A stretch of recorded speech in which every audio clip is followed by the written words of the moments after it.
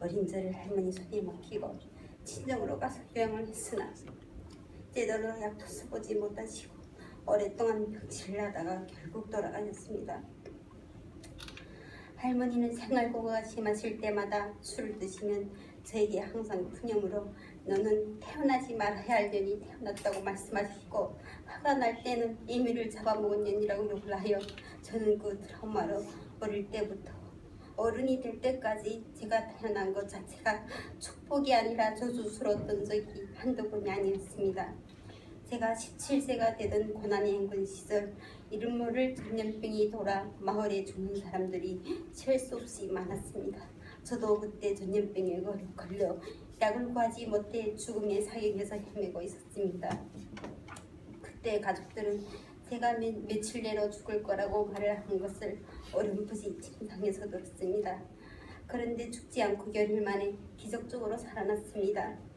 19세가 되었을 때 언니 오빠들 모두 출가하고 할머니와 둘이 살고 있었는데 할머니가 기운이 없어 저를 더 이상 돌봐줄 수 없어서 아버지와 새어머니가 사는 집으로 저를 보냈습니다. 그러나 저는 새어머니와의 사이가 안 좋아 그 집에서도 더 이상 오래 살기가 어려웠고 오갈 데가 없는 저는 하루하루 삶 자체가 몹시 싫었습니다. 그래서 오래전부터 조금씩 모아놨던 많은 양의 수면제를 먹고 자살을 시도했으나 죽지 않고 사흘 만에 깨어나 살아났습니다. 아버지는 저보고 집안을 말아먹으려고 그런 짓을 했냐고 노발대발 하셨습니다. 왜냐하면 북한에서는 자살하는 사람이 있으면 그 집안을 반역자의 집안이라 낙인을 찍기 때문입니다. 그때는 몰랐지만 생각해보면 하나님의 손길로 두 번의 죽음의 문턱에서 저를 건지셨다고 생각합니다. 아멘. 죽음에서 깨어나 보니 앞처같이 살아야겠다는 무기가 생겼습니다. 집을 나와 언니 오빠네 집을 전전하며 신세를 지는 것도 잠시이고 다들 형편이 어려워서 그리 오래 머물 수가 없었습니다. 당시 삶의 고달픔을 피해 중국으로 떠난 다섯째 언니를 찾으러 무작정 떠나기로 결심하였습니다. 당시 북한의 젊은 여성들이 중국으로 가면 불옥고선에 의해 팔려갔는데 저도 언니를 찾아주겠다고 속인 불옥고선에 의해 연변 시골 조선 정도 총각에게 팔려가 너희처럼 새벽부터 밤중까지 소처럼 농사일만 하며 살았습니다. 수소문 그때 4년 만에 언니를 찾았고 당시 경제적으로 연정을 찾아 살고 있는 다섯째 언니 도움으로 탈북 불옥고를 통해 죽음을 무릅쓰고 몽골을 격리하여 한국으로 들어올 수 있었습니다. 저는 하나원을 퇴소 후 남한 땅에서 혼자 살아남아야 한다는 생각으로 악착같이 일을 하여 돈을 모았습니다. 하루 12시간에서 18시간은 온갖 일들을 닥치느라 하였고 심지어 수입이 좋다면 24시간을 쉬지 않고 일을 한 적도 한두 번이 아니었습니다. 그렇게 하여 번 돈으로 일부는 저축을 하고 일부는 북에서 살고 계시는 연로하신 아버지께 돌아가실 때까지 정기적으로 생활비를 송금해 드렸습니다. 한국에 온 지 9년 동안 단 하루로 발을 뻗고 편히 쉬어본 적이 없었습니다.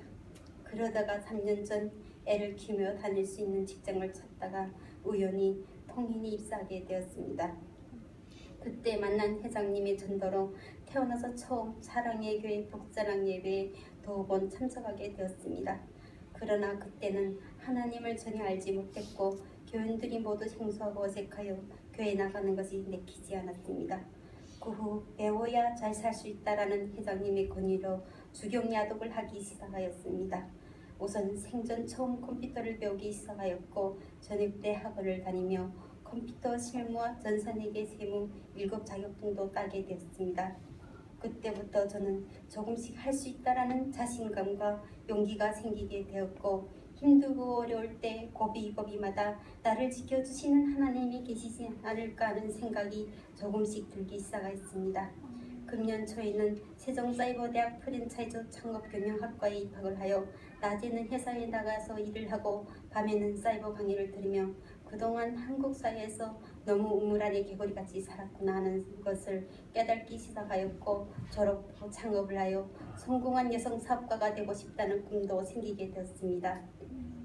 다니는 회사가 송사 문제로 한동안 복잡하고 몹시 어려운 일들이 발생하여 힘들었을 때 하루는 회장님께 다른 사람들 같으면 벌써 문을 닫았을 텐데 그 힘든 상황을 어떻게 참고 잘 이겨나갔습니까? 라고 물어본 적이 있었습니다. 그때 회장님은 내가 믿는 하나님이 시련과 연단을 통해 자신을 더 크게 쓰시려고 한다는 확신이 있어 아무리 어려워도 참고 이겨나갈 수 있다고 대답해 주셨습니다. 그때 저는 회장님이 믿는 하나님을 알고 싶었고 신앙심이 믿음이라는 것이 어떤 역경도 이겨나갈 수 있구나 하는 것을 간접적으로 알게 되었습니다. 그리고 금년 3월부터 회장님이 전도로 생명날의 교회에 출석하여 등록교인이 되었습니다. 교회에 출석하면서 많은 것을 깨닫게 되었습니다. 무엇이 하나님의 말씀인가를 성경을 통해 조금씩 알게 되었고 성령이 무엇을 가르치는가 어렴풋이 깨닫게 되었습니다. 그리고 앞으로 하나님의 가르침 앞에서 어떻게 살아야 할까라는 신앙의 가치관도 생기게 되었습니다. 지금은 찬송도 잘 못 부르고 기도도 잘 못하지만 마음속 깊은 곳에서 수고하고 무거운 짐진 자들아 다 내게로 오라 내가 너희를 쉬게 하리라 라는 마태복음 11장 28절 말씀에서 안식을 찾고 있습니다. 통일이 되면 전공을 살려 북한에서 헐벗고 굶주린 주민들을 도울 수 있는 프랜차이즈 사업을 북한이 전역에 만들어 그동안 제가 받았던 사랑을 북한 주민, 특히 저처럼 어린 시절 정신적으로 불우했던 청소년들을 도우며 전도하며 살고 싶다는 신앙적인 삶의 목표도 갖게 되었습니다. 저는 오늘 이 자리까지 3번의 죽을 고비를 넘기고 멀고 먼 길을 돌아와서 왔습니다. 아주 오래전부터 하나님이 저를 위해 예비해 놓으신 길이 있다고 생각합니다. 주님, 제가 조금 힘들고 어려워도 하루하루 우리 하나님 뜻대로 살게 하여 주시옵소서. 내가 조금 답답해도 우리 한번 하나님 뜻대로 살아보자고 이웃들에게 권면하면서 살아가게 하여 주시옵소서. 그래서 힘든 것이 아니라 범사에 감사하게 하시고 범사에 하나님의 사명과 유업을 우리의 것으로 확신함으로써 영적인 지경을 넓혀 하나님 앞에 칭찬받고 쓰임받는 신실한 종이 되기를 원합니다. 매일 이런 기도로 하루를 시작하고 있습니다. 감사합니다.